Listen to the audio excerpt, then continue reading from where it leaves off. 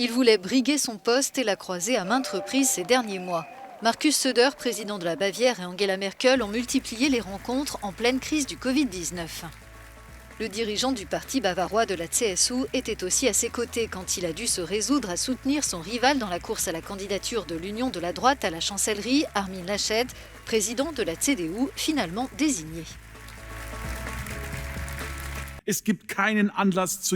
Cela ne sert à rien de pleurnicher. Il est temps de mener enfin le combat. Je n'ai aucune envie d'être dans l'opposition, chers amis.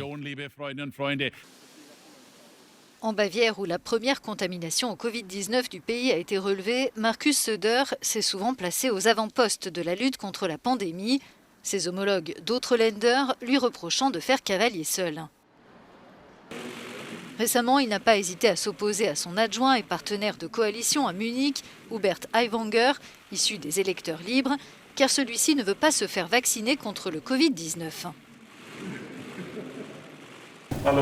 Du haut de son mètre 94, Markus Söder, qui a gagné en popularité au cours de la pandémie, occupe le devant de la scène, de manière plus assumée qu'Armin Laschet et le social-démocrate Olaf Scholz. Berlin et la Bavière, c'est un peu comme New York et la Californie. Berlin, c'est New York, c'est un peu trépidant, bruyant, certes intéressant, mais très dense. Et quand on y reste longtemps, c'est un peu fatigant. Nous, on ressemble à la Californie. On a un meilleur temps, des technologies avancées et un meilleur équilibre vie professionnelle et vie privée. C'est comme ça que je vois les choses. La Bavière, c'est la Californie allemande.